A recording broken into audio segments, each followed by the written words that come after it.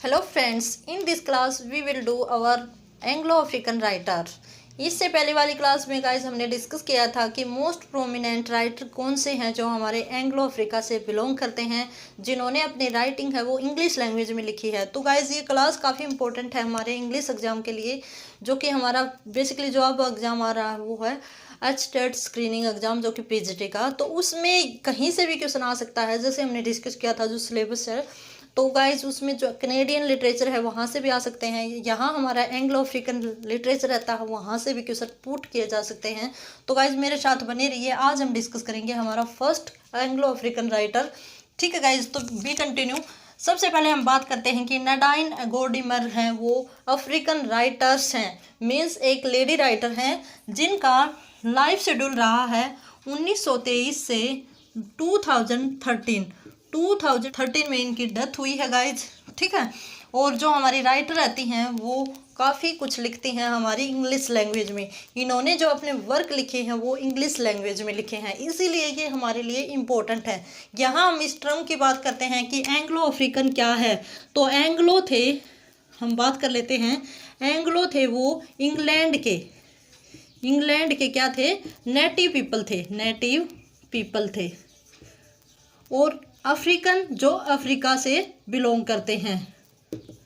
तो इन दोनों को प्लस करके एक लिटरेचर की न्यू फॉर्म या न्यू टर्म आई, जिसे क्या कहा गया, एंग्लो अफ्रीकन लिटरेचर कहा गया। तो आई थिंक ये डाउट था या फिर ये जो आपके लिए कन्फ्यूजन होगा कि एंग्लो अफ्रीकन क्या होता है। तो इंग्लैंड के जो नेटिव पीपल थे और अफ्रीका के जो लोग थे, और उनसे जो निकल के जो उनकी नई लैंग्वेज आई या उन्होंने अपना लिटरेचर किया इंग्लिश लैंग्वेज में, तो उसी को एंग्लो अफ्रीकन बोला गया है कि अफ्रीका के वे लोग जो इंग्लिश में लिखते हैं, इंग्लिश में अपना लिटरेचर लिखते हैं। जैसे हम एंग्लो इंडियन बोलते हैं ना, एंग्लो इंडियन लिटरेचर, जिसमें हमारे इंडियंस हैं वो इंग्लिश में लिटरेचर लिखते हैं। तो आई होप गाइज आपको ये समझ आ गया होगा। अब हम बात कर लेते हैं कि नाडाइन गोडिमर क्या है। तो इनका जो जन्म हुआ है वो कब हुआ है, 1923 में, और डेथ हुई है 2013 में इनकी डेथ हुई है। और साउथ अफ्रीका से ये बिलोंग करती हैं। इनका जो होम टाउन है या फिर इनका जो कंट्री रहती है वो कौन सी रहती है, वो रहती है साउथ अफ्रीका। तो गाइज अब हम बात कर लेते हैं कि इनकी बायोग्राफी के बारे में हम कुछ बातें करेंगे। बायोग्राफी से रिलेटेड हम बात करते हैं। तो गाइज ये ज्यूस हैं, क्या है, ये जैविस हैं। ठीक है, इनके फादर थे वे जू थे, तो ये जैविस हैं, इनकी नेशनलिटी है वो क्या है, जैविस हैं ये। ठीक है, और इन्होंने क्या किया था, एट द एज ऑफ 9 में इन्होंने राइटिंग करना शुरू कर दिया था, at the age of writing. और 15 एज में, जब at the age of 15 she wrote her first short story. इन्होंने 15 साल की उम्र में इन्होंने क्या लिखा, अपनी पहली स्टोरी लिख दी थी। तो गाइज यहाँ से आप अनुमान लगा सकते हो कि ये राइटर हैं जो इनका लाइफ शेड्यूल रहा है काफ़ी, हम बात करें तो लगभग इनका जो शेड्यूल रहा है वो 19 ईयर्स के लगभग रहा है। तो उसमें इन्होंने लगभग कितने साल लिखा होगा, आप इमेजिन करके देख सकते हो, 75 साल इन्होंने अपने लाइफ ड्यूरेशन के दौरान लिखा है। तो काफ़ी लिटरेचर इन्होंने लिखा है, जो कि इनकी लैंग्वेज है वो क्या रहती है, इंग्लिश लैंग्वेज रहती है। अब आगे हम बात करें तो गाइज इन्होंने काफ़ी सारे जो प्राइज़ भी मिले हैं, जैसे उनमें हम बात करें तो नोबेल प्राइज़ इन लिटरेचर कब मिला था, 1991 में इनको नोबेल प्राइज़ मिला था। ठीक है, उससे अगर हम अलग बात करते हैं तो काफ़ी इनको लिटरेरी या अदर बुकर प्राइज़ वगैरह काफ़ी प्राइज़ मिले हैं, काफ़ी ज़्यादा प्राइज़ इन्होंने अपने लाइफ में अचीव किए हैं। अब हम बात करें कि इनका जो ये इंस्पायर किससे हुई हैं, सबसे ज़्यादा जो इंस्पायर हुई हैं तो वो हुई है हमारे जो नेल्सन मंडेला थे, नेल्सन मंडेला की वाइफ थी गाइज, नेल्सन मंडेला की वाइफ थी विनी से ये काफ़ी ज़्यादा प्रभावित रही हैं और इन्हीं से इन्होंने सीखा। जो अपार्थिड जो रंग भेद की नीति थी उसके ऊपर इन्होंने काफ़ी कुछ लिखा है। तो मोस्ट इम्पोर्टेंट फिगर रहती हैं हमारे अफ्रीकन लिटरेचर में। अब हम बात कर लेते हैं और भी इनके लाइफ से रिलेटेड फैक्ट की बात कर लेते हैं। तो गाइज मैं यहाँ पे लिख देती हूँ थोड़ा सा रब करके। ये क्वेश्चंस बनते हैं कि इन्होंने नोबेल प्राइज़ इन लिटरेचर मिला था, कब मिला था? 1991 में इनको नोबेल प्राइज़ मिला था। और इनको क्या माना जाता है देखते हैं। इनके ये क्या है?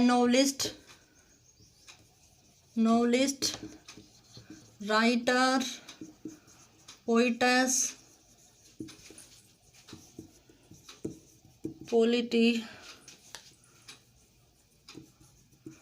पॉलिटिकल फिगर, ठीक है। और ये एक मेंबर रही थी, किसकी मेंबर रही थी? मेंबर ऑफ अपार्थिड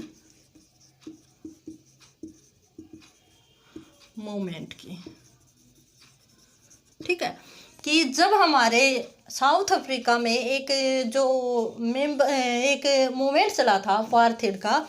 अपार्थिड क्या होता है गाइस? जिसमें ब्लैक और वाइट के बीच में जो अंतर किया जाता है, क्योंकि हमारे जो नेल्सन मंडेला थे उन्होंने इसके खिलाफ एक आंदोलन चलाया था। और नेल्सन मंडेला ही एक ऐसे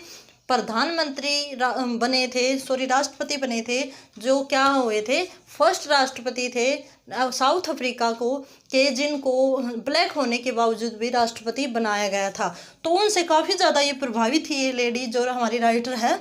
और इन्होंने रंग भेद का जो अपार्थिड मूवमेंट था इसके एक एक्टिव मेंबर बनी थी। और जो ये साउथ अफ्रीका में ये मूवमेंट चला था, जो एरा था वो कौन सा था? 1948 से 1991 तक था शायद, ठीक है। इसकी ड्यूरेशन और भी हो सकती है, लेकिन जो हमारा एरा था अपार्थिड एरा था वो कब था साउथ अफ्रीका में? 1948 से 1991 तक ये एरा रहा था। तो इसमें इस एरा से ये लेडी है, ये राइटर है हमारी, बिलोंग करती हैं। तो काफ़ी फेमस पर्सनैलिटी रही है, एक्टिव मेंबर रही है अपार्थिड मूवमेंट की। तो आई होप गाइस यहाँ तक आपको कवर हो गया होगा। अब आगे हम बात करें थीम्स ऑफ हर राइटिंग। इनकी जो राइटिंग की थीम्स थी वो क्या थी? तो इन्होंने गाइस बेसिकली किसके ऊपर लिखा है? पॉलिटिकल इश्यूज के ऊपर, रिलीजन के ऊपर, और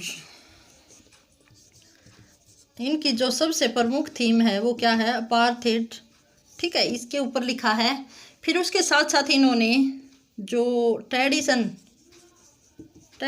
से रिलेटेड सबसे ज़्यादा जो इम्पोर्टेंट थीम रहती है वो यही रहती है कि इन्होंने अपार्थिड के ऊपर बहुत ज़्यादा लिखा है, इसी के कारण इनको क्या मिला है? नोबेल प्राइज़ इन लिटरेचर मिला है।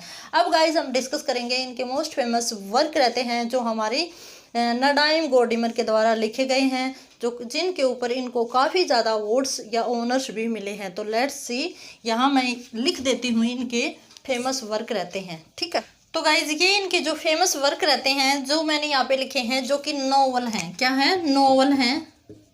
नॉवेल्स हैं, काफ़ी इंपॉर्टेंट रहते हैं गाइज। इसमें अगर हम एक्सप्लेन करें इनको, तो ये जो बर्गर्स डॉटर एंड जुलाइज पीपल हैं, ये मोस्ट फेमस वर्क रहते हैं, इनके मोस्ट फेमस वर्क रहते हैं, जो कि अब क्या है, इन पे बैंड किए गए हैं। क्यों बैंड किए गए हैं गाइस? इनकी स्टोरी को हम अलग से डिस्कस करेंगे किसी क्लास में। अब अगर मैं डिस्कस करूँगी तो काफ़ी लेंथी हो जाएगी ये क्लास। तो आपको याद रखना है कि जो क्वेश्चन है वो इस तरह से पूछा जा सकता है कि विच नॉवेल्स या हैव बीन या फिर has been banned in South Africa. तो ये जो दो नावल हैं ये इनके बैन किए गए हैं। बर्गर्स डॉटर है, इसमें एक डॉटर की स्टोरी है जिसमें बर्गर है वो क्या है? BURGER, बर्गर है वो एक करेक्टर का सरनेम है। तो इसकी जो डॉटर होती है गाइज, और उसके अपने पिता के साथ जो रिलेशनशिप है उनको शो किया गया था, ठीक है। इसकी थीम ये है। जुलाइज पीपल क्या है? जुलाई जुलाइज पीपल की जो थीम है वो अपार्थीड से बिलोंग करती है। किससे? अपार्थीड से बिलोंग करती है कि इसमें रंग भेद की नीति है, जो रंग भेद इन यहाँ पे जो लोगों का शोषण होता था उसी को लेकर ये नोवेल है वो लिखा गया है। अपार्थीड इसकी थीम रहती है। अब आगे हम बात करें लेइंग डेज। लेइंग डेज है ये पब्लिश्ड हुआ है 1953 में और ये इनका क्या है, एक सेमी ऑटोबायोग्राफिकल नोवेल रहता है। अब क्वेश्चन इस तरह आ सकता है कि which novel is her semi autobiographical novel, तो हमारा कौन सा है? The lying days, published in 1953। उसके बाद हम बात करें a guest of honour. A guest of honour is his her most important novel रहता है और इसके ऊपर इनको क्या मिला था? बुकर प्राइज मिला था।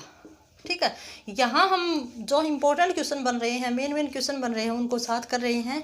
इनकी जो स्टोरी है उसको हम कभी अलग क्लास में डिस्कस करेंगे, क्योंकि गाइज अगर हम अब करके चलते हैं इनकी तो काफ़ी जो सिलेबस है वो काफ़ी अच्छा है और जो टाइम है आई थिंक जो हमारे स्क्रीनिंग एग्ज़ाम का वो काफ़ी कम है। तो यहाँ हम बात करें कि एक गेस्ट ऑफ ऑनर, इसके ऊपर क्या मिला था इनको? बुकर प्राइज मिला हुआ है।